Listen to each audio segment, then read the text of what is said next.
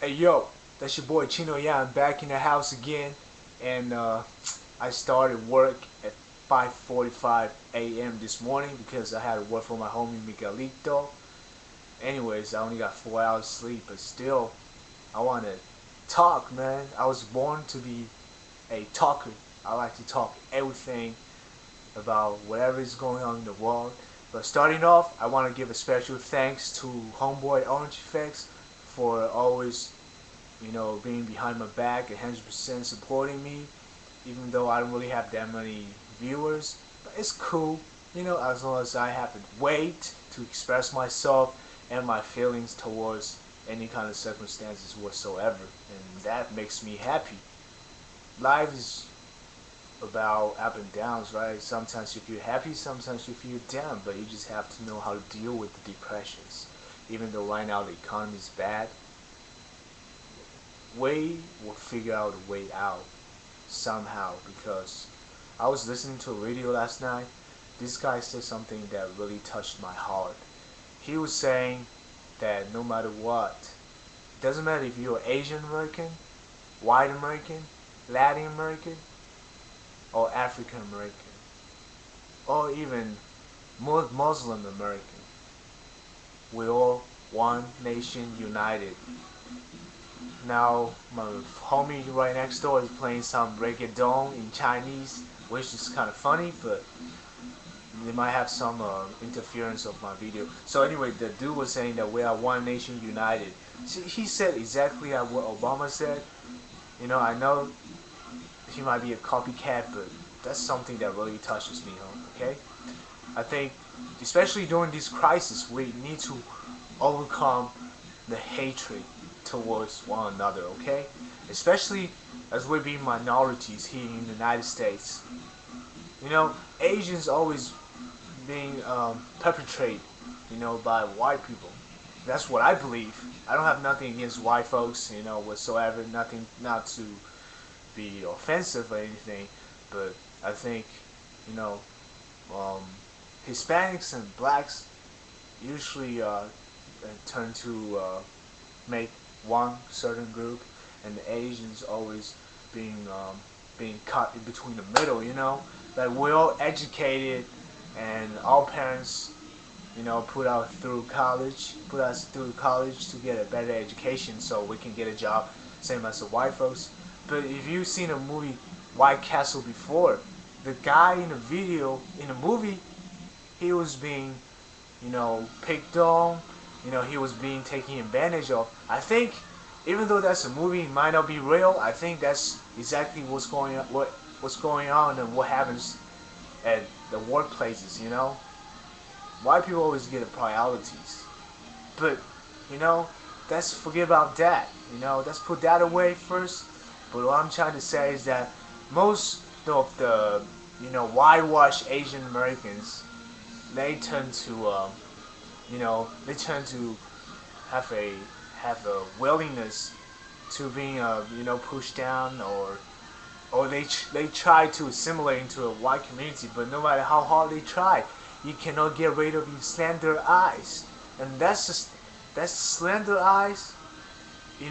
Our chinky eyes is gonna go with us for the rest of our lives. But what I'm trying to say here is that always maintain your heritage and always keep your head up. No matter how they look down on you, they try to think you are inferior than them. Just keep your head up, man. Because if you don't even love yourself, how are you going to expect others to respect you?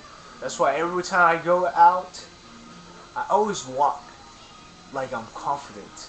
Not like in a thuggish way, but I keep my head up, I don't really want to get looked down by any other people, That's something that we as Asians need to be improved. And one thing I don't like the most is that a lot of about Asian American homies nowadays, they try to assimilate themselves with black. So it's always like, either way. Either they try to assimilate with white or try to assimilate with black people, Come on, dog. Face the fact. Even though I was born in China, I am pretty Americanized for a person who's been here for roughly 7 years, not even 7 years, okay? I've been here for like 6 years. But it's kind of harsh when you see the people, see our people, my people, Asian people, dressing up in gangster and thuggish clothes and wearing grills, or maybe, making their hairstyle dress. I mean, it's cool. You can be fashionable, but this one thing you should never forget, that we are from the East. No matter what, the Great Wall is one of the greatest accomplishments by the mankind in the world, and it was built by Chinese people. Okay, guess how much our civilization can accomplish. Great Wall. I bet you we did not come to the United States unwillingly back in the day. We came here because we wanted to look for the gold.